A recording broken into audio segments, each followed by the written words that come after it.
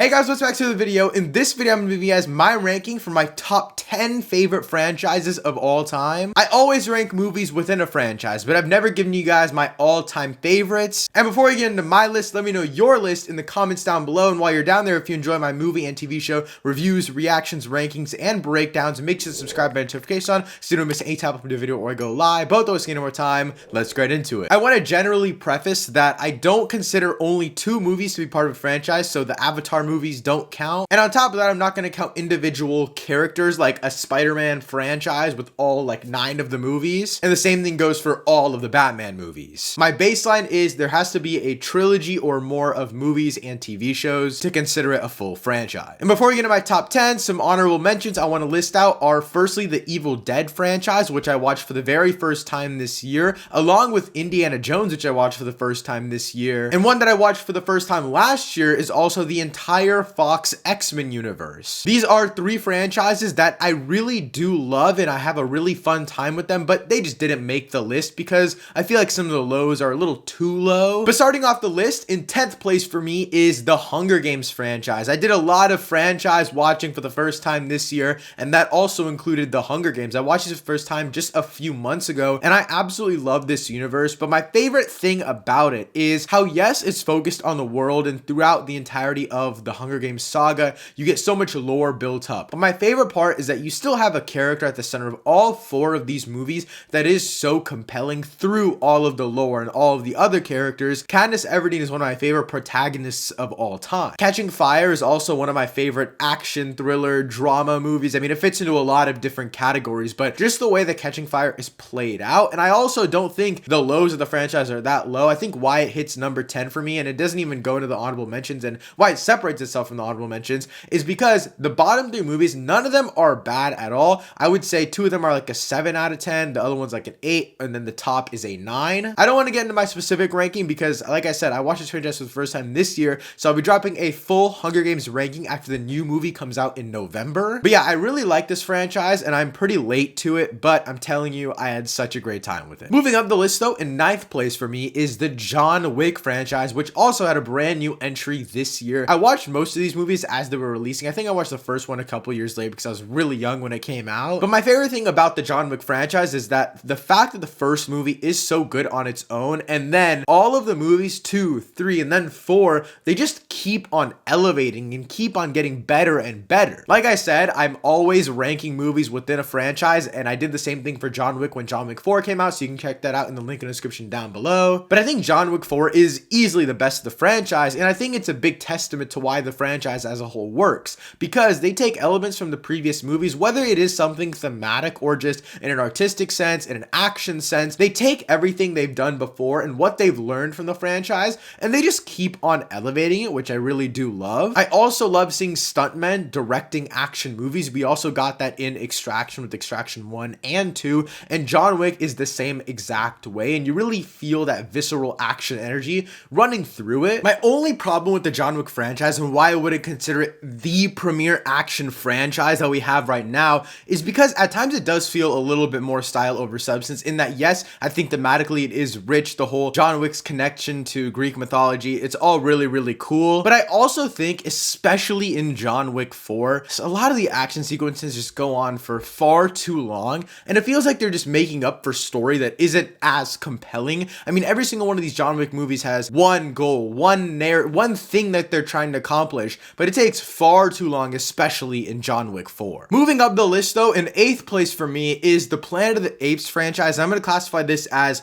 the modern trilogy with Rise, War, and Dawn. I think these movies are just absolutely spectacular. Initially, I did have this in my 7th, but I decided to switch them back and forth just because I think Planet of the Apes, the trilogy, is absolutely amazing, but I wouldn't say that there's much longevity to these 3 movies. Just in terms of like, yeah, I think they do something spectacular for, I guess, the genre of animal or creature and human movies. But at the same time, as a franchise, when you look at these 3 movies, there's not much rewatchability to them, at least in my opinion, compared to other franchises, even just other trilogies that'll be higher up on this list. There's not as much rewatchability, but while still saying that this is one of the greatest trilogies of all time. Like I slightly mentioned before, I think the fact that this is a creature human movie and the creatures are still at the forefront says so much. I mean, looking at Dawn and War, they're both created by Matt Reeves. Matt Reeves is amazing at telling point of view stories like we've seen in these movies, but also like The Batman or even Cloverfield. Matt Reeves is a master at point of view, and I think that it works so perfectly here because you're trying to see the world from the perspective of these other people that, at least in War, I think they do an amazing job of pitting humans and monkeys against each other, and I think it just works in such a seamless way. I think Caesar is also one of the coolest protagonists that we've ever seen, like, in movie history. And also, these movies are just so raw, whether it's in the action or the emotion or just how badass these films actually are. I mean, I think they take a whole other level to the action genre. I think War for the Planet of the Apes is one of the better action movies of all time. I wouldn't say it's like the greatest of all time because obviously it's not like big stunt sequences like Mission Impossible or anything like that, or even John Wick. But I think when you look at the combined elements of when even just comparing the John Wick franchise and the Planet of the Apes franchise, I mean, yeah, the John Wick franchise has more intricate stunts, but there's little to no emotion in the John Wick franchise. And just looking at the last two Planet of the Apes movies, I mean, I think Rise is a good movie, but War and Dawn are pretty much generational cinema in my opinion. I mean, obviously, I haven't even talked about this, but the technical aspects of these movies are absolutely phenomenal. But when you're speaking from a franchise point of view, obviously I think the technical elements get bogged down a little bit in what's more important in a franchise, which is overall character storytelling. But again, Caesar is one of the greatest protagonists of all time, which inherently rises this entire trilogy up so much in a franchise ranking. I don't have many other thoughts on the Planet of the Apes franchise just because I think it's simple in terms of story and that's why it works. I mean, it's monkeys versus humans, but I think through the direction of Matt Reeves, and I think Rise was still a good introduction to the world and a great starting point.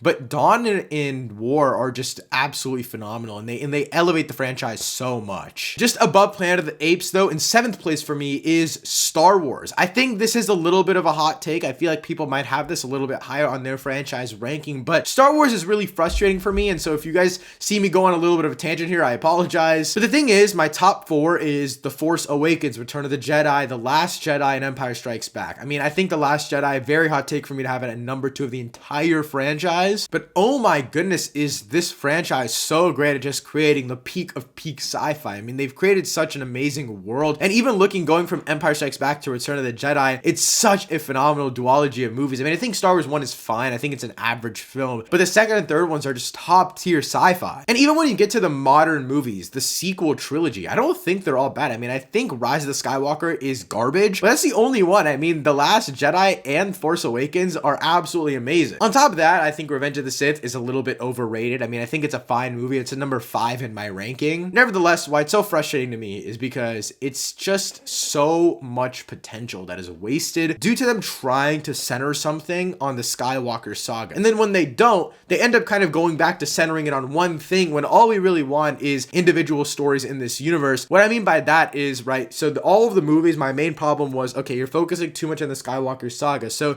you do Rogue One and then you kind of tell an alternate angle to something that already happened in the Skywalker saga. That's fine. Solo, kind of just retreading on the Skywalker saga by using Han Solo and just taking it back a little bit in time. That's fine as well. Han Solo, that's just an average movie in my opinion. But then what pisses me off the most about this franchise is with The Mandalorian in season 1, everyone was so excited because it was completely separated. Season 1 was absolutely amazing. Then you get to season 2, Luke Skywalker's in. It's like, okay guys, what are we doing? Or why are we getting back to the Skywalker saga? We had such a great independent thing here. But further on that, they decide to do exactly what they did with the Skywalker saga and make a Mandoverse. That's literally what they're calling it. They're making a movie culmination of the Mandoverse. They're making the same exact mistake that they did with the Skywalker saga of making every damn thing tied to the Skywalkers. They're now doing it with the Mandalorian. And you can see that instant quality drop off whenever you create a Mandoverse. Season 1 is absolutely amazing. Season 2 is great. And season 3 of The Mandalorian is some of the most disappointing sci-fi content I think I've ever seen because they're so focused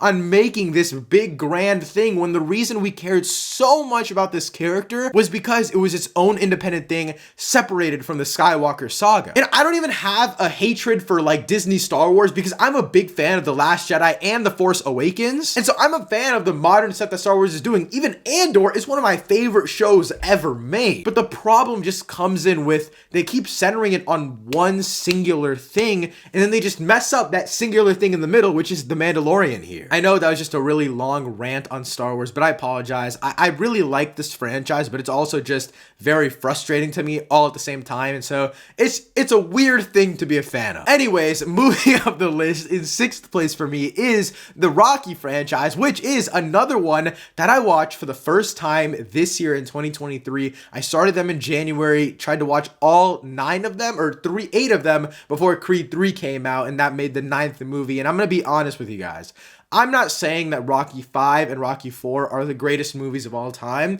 but even the lows of this franchise are absolutely awesome. Now, you guys can check out my full ranking for all of the Rocky movies. Again, it'll be linked in the description down below. And the thing is, to me, when I was watching through all these movies, I was never like, oh my god, this is the greatest franchise of all time. But then as I was looking through the list of franchises that I made preparing for this video, I put Rocky on there and I was like, as a franchise, as a culminating franchise, and utilizing and reutilizing different characters and telling a consistent story with the same characters, that the continuity is never up. They're always giving us something interesting and new with these characters. Rocky is up there. And it's not even like I have that nostalgia for the old Rocky movies. I mean, I watched them for the first time in 2023. 99% of these movies are dated. But what works so well is that simple character storytelling. Rocky 1, in my opinion, is overrated as hell. I still think Rocky 2 is better. At the end of Rocky 2, that final fight scene is one of the most motivating things I've ever seen. And it was only the second movie in the franchise. They already had me so captivated.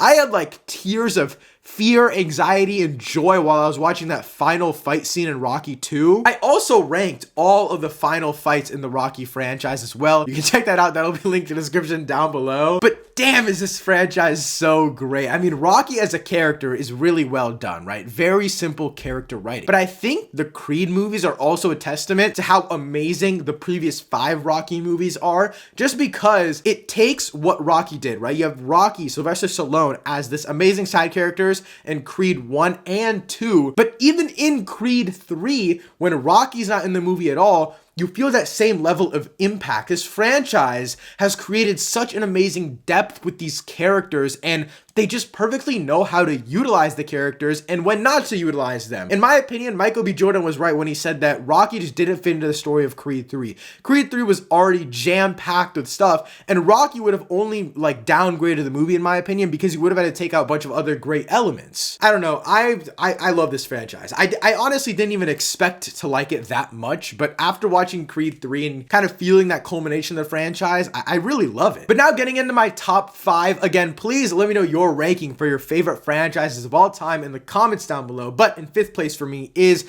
the Dark Knight trilogy. The Dark Knight is one of my favorite, no, it is my favorite movie of all time. And then I think Dark Knight Rises is a great follow-up to The Dark Knight. And I think Batman Begins is a great precursor to The Dark Knight. Now, I think why this trilogy succeeds so much, and I'll talk about this later, there's another comic book movie trilogy that's higher up on this list, but I think why this succeeds so much is because it doesn't feel like a comic book movie trilogy. It feels like just a crime, thriller, drama saga with Batman characters in it. And I think that's why it succeeds a lot. I also think The Dark Knight Rises gets so much hate for not being what The Dark Knight was, but I didn't expect Nolan to drop 2 greatest of all time movies back to back. I would say I give The Dark Knight Rises about like an 8 out of 10. I give Begins about a 7.5 out of 10. And every time I rewatch Begins, I up the score a little bit. But I think why it works so well is the performances within the franchise feel like they're ever evolving. Everything feels like it's constantly moving, and that's why even just as a trilogy, you can compare to all of the other franchises. My only gripe with the trilogy as a whole is the fact that I feel like other than Batman, which obviously is the main character, I don't think any other aspect of the world really gets as fleshed out as I would like, especially when you look at a franchise like the Planet of the Apes trilogy, where the world as a character kind of feels like it's ever evolving. I feel like I didn't really feel that as much in the Dark Knight trilogy, and I think that's why I'm more excited excited for the Matt Reeves The Batman trilogy or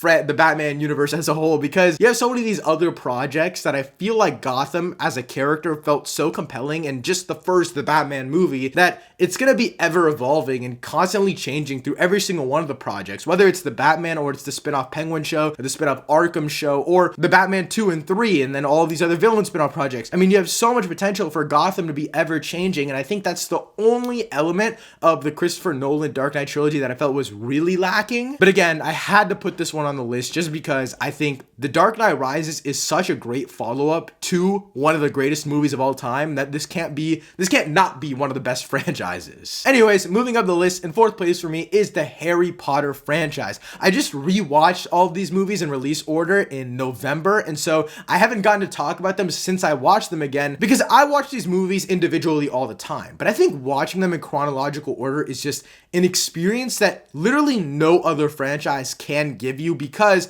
no other franchise is this grand while still being this cohesive in its story. Now, the reason I'm calling this the Harry Potter franchise and not the Wizarding World franchise is because I've only seen the first Fantastic Beasts movies, and I heard the other two are absolute garbage, so I'm not going to be watching them, so I'm only counting the Harry Potter movies. But damn, are these movies great. I mean, just from a level of creating a world, like I said with the Matt Reeves Gotham thing, that is the Wizarding World here. I mean, every single story and movie and just everything they tell you, it just wants to make you learn more. It wants to keep you coming back. And I think there's only two like bad/mediocre movies in this franchise, which are the first and second one. So from the third to eighth movie in this franchise, you're getting banger after banger after banger. And on top of that, the final, I would say 3 to 4 movies have this insanely cohesive storytelling that, in my opinion, not a single other franchise ever can give you. I mean, I think the cohesiveness between Catching Fire and Mockingjay Part 1 is a different level, because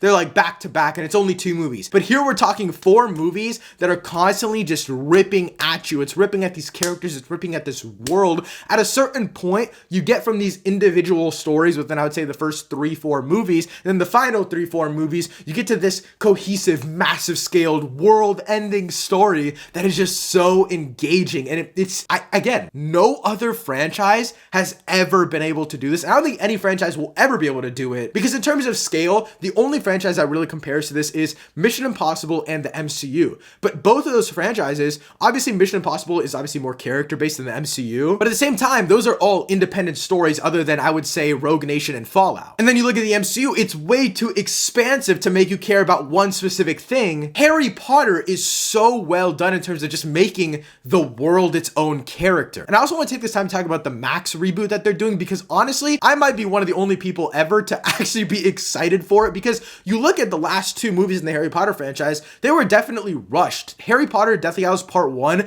is such a rushed movie to just get to Part 2, but making every single book a whole season that's 10 episodes, 1-hour episodes, that is everything you could ask for. I mean, I get it, adaptation wise, all of the Harry Potter movies that are older still hold up in terms of the effects, the story, none of it's super outdated, but we're just gonna get a 10 times more fleshed out story within the new Harry Potter reboot, so I'm excited for it. Anyways, moving up the list, my third favorite franchise of all time is the Raimi Spider-Man trilogy. It's weird to even have a trilogy in my top 5, but I think it's just a testament to how amazing the world building and character work is. Now, I will say, I love all of these movies. Spider-Man 3 is an 8 out of 10 for me. Spider-Man 1 is a 9.25 out of 10 for me. And Spider-Man 2 is a 5 out of 5. It is probably my second or third favorite movie of all time. But my biggest complaint about these movies is that in the third movie, they make Harry Osborn hit his head on a pipe and he loses all memory of anything that happened before. And I was like, you have got to be me, because the character buildup was so subtle and really great in my opinion through the first 2 movies, and then you just throw all of that out of the window within one fight sequence. And yeah, that fight sequence is absolutely amazing, one of my favorite comic movie fights of all time, but still, it's like the stupidest I've ever seen. Anyways, I do have to admit this, I've been watching these movies, this trilogy on repeat since I was 4 years old. Spider-Man 2 was my first movie ever, I think, and so I'm just so biased towards these movies. I have such a soft spot, and I do not ever think that any trilogy will ever top this in terms of at least like sentimental value. Spider-Man 2 is, again, one of my favorite movies of all time. Spider-Man itself is one of my favorite movies of all time as well. And I love the movies, but I also really love the creation of them, I guess. I love Sam Raimi. Watching all the Evil Dead movies the first time this year gave me a further appreciation for a lot of these films as well. And I also think thematically, these movies have a lot of like connection to me, at least, because when I think of movies and filmmaking, and I'm like, what gives a viewer like passion? What gives a viewer this feeling of being so engrossed in a movie while still being so related to it thematically? I think of this trilogy first because, yeah, it's a comic book movie in the sense that it's Spider-Man fighting a dude like named Dr. Octopus. Again, I think it's just something I've noticed as I've gotten older, and so I think these movies only get better and better to me. I also think this is my favorite trilogy of all time. Definitely 100% biased. On paper, you could name a bunch of other trilogies that you might think are better, but just the sentimental value that it holds, along with how amazing these films are top tier. With that being said, though, moving up to my second favorite franchise of all time, in second place for me is the Mission Impossible franchise. I mean, from the first movie to the final, I would say there's like one miss, but every single other one of these movies is basically an 8 out of 10 or higher. So just on the scale of being great films, the Mission Impossible franchise is arguably the best franchise ever. I want to speak on that statement a little bit more because I think my first place just holds a lot more sentimental value to me than the Mission Impossible franchise. But in terms of like Hollywood history, the franchise that has evolved the most and taken the most steps and still been creatively unique, yet found its footing in recent Hollywood history. I mean, Mission Impossible is the only franchise that has had this longevity of like anything. As many of you know, Dead Reckoning Part 1 recently came out in theaters, and that's what provoked me to make this video, because after watching Dead Reckoning Part 1, I felt a true full circle, or at least some sort of like recognition of evolving. I mean, you look at the first Mission Impossible movie, right? It is great thematically in terms of just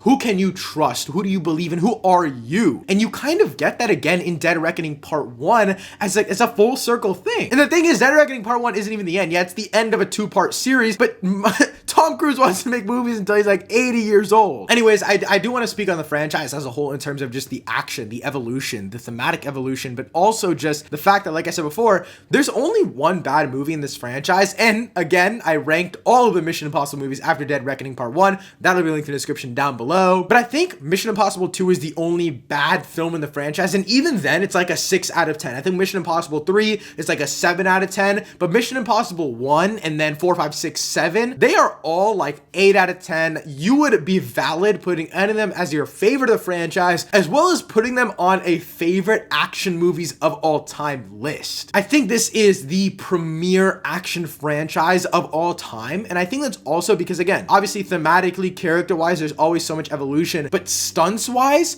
no franchise, no person is ever topping Tom Cruise in terms of the scale of the stunts. I mean, he's hanging off the sides of planes, he's getting into helicopter battles. I mean, even looking outside of the Mission Impossible franchise, Tom Cruise always proves himself as being a good actor in Minority Report, Jerry Maguire, but also still being an action superstar that's not in the Mission Impossible franchise in Top Gun Maverick. But getting back to the Mission Impossible franchise, I think also it's so well done in terms of, yeah, Tom Cruise probably picks every single director that's ever been in the franchise, but he also knows what he wants. And I think this is the only franchise that's ever really been actor-led, and I think that actually works here because Tom Cruise puts so much on the line for this franchise specifically. He really gives 120% of his effort into whatever this franchise can be, making it what he wants it to be. But Mission Impossible Fallout is my favorite action movie ever made. It is a 10 out of 10 perfect film. Again, the Mission Impossible franchise, just story-wise, but also on a stunts level, it's constantly evolving. It's constantly doing better and being better, and no other franchise is doing that. But now for my favorite franchise of all time, in first place for me is the Marvel Cinematic Universe. I do have to preface by saying I think the main reason this franchise is my personal number one is because it's been with me since I was so young and it crafted my love for movies. But also, with that being said, I still think this franchise is absolutely awesome and amazing. I will say I enjoy the MCU more than the average people. For context, I have Eternals at an 8 out of 10, but I have 16 out of the 31 movies at an 8 out of 10 or higher. And also I have 7 other movies at a 7 out of 10. So that makes a total of like 22 movies out of 31 that I'm overly positive on, which is just an absolutely insane run. I mean, 31 movies is a lot of films to make, especially in an expanded universe. And I absolutely absolutely loved it. Not only the way that they obviously tell an overall story, an overarching thing with, I mean, Endgame is just like a cultural event. But even aside from that, I just love the individual movies because I love superheroes so much. I also haven't done an MCU ranking in a while, so I thought I'd give you guys my top 10 movies in the MCU. In 10th place for me is Doctor Strange, 9th place is Avengers, 8th place is Thor Ragnarok, 7th place is Spider-Man No Way Home, 6th place is Captain America the Winter Soldier, 5th place is Doctor Strange in the Multiverse of Madness, which I know is a massively hot take. That's a 9 out of 10 for me. Not many people like that movie. Anyways, 4th place for me is Guardians of the Galaxy, 3rd place for me is Guardians of the Galaxy Volume 3, 2nd place for me is Captain America Civil War, and 1st place for me is Avengers Infinity War. Avengers Infinity War is also not only one of my favorite comic book movies of all time, but it's also one of my favorite movies of all time in general. Now, obviously, it is a franchise, so we have to talk about the shows as well, and I definitely think the shows are the weak point of the MCU as a whole. I mean, you look at some of these shows, and I think they all have a pretty strong start, but as they keep on going, they kind of fall into this formula, and Disney and the new CEO on multiple accounts they basically said that yes, they're turning it down. They were doing too much in the beginning, and I think it was also just the pandemic stuff. Now, obviously, there's a lot of controversy going on with one of the actors that was supposed to be a main part of the MCU going forward. I mean, he had his own movie titled after him. Like, there's a lot of problems going on behind the scenes in the MCU, at least from the viewer's point of view. But I still think, at least for me, since I enjoyed Phase 4 a lot more than other people did, the MCU hasn't fallen off in any sense. I mean, I think Phase 4 is still an amazing entry into the MCU. I think it's probably the third best. I would go Phase 3, Phase 2, Phase 4, Phase 1. And even then, I mean, I still think Phase 4 is I think it's really great. Again, I am so biased here because I used to be at least a comic book movie, a superhero fan first. As I've gotten older, obviously my taste has evolved and I've just understood the more thematic prevalence of movies as a whole, not just the comic book movie genre. But even then, when I go back to something and I'm like, what do I want to rewatch? I want to rewatch something that makes me feel good, and that is always a comic book movie. Whether it is in the MCU or not, a lot of times it does end up being in the MCU. Whether it's in the MCU or not, I still really just love superheroes, and I love comic book movies, and I love big fight sequences and action, and I love all of that. And it's like, yeah, Mission Impossible is the premier action franchise, but when you just turn supernatural elements into what Mission Impossible is, that's what the MCU is, in my opinion. This is also obviously the big first interconnected universe, and like I said before, obviously you have stuff with Harry Potter in the Mission Impossible movies, but those aren't those like massive universal, I want to say multiversal at this point, worlds that are colliding. And so obviously the MCU is a whole different level of interconnected universe, and they're just so good at it. But guys, that wraps up my ranking for my top 10 favorite franchises of all time. And again, let me know your guys' rankings for your top 10 favorite franchises of all time in the comments down below. Thanks so much for watching. I'll see you next time. Peace.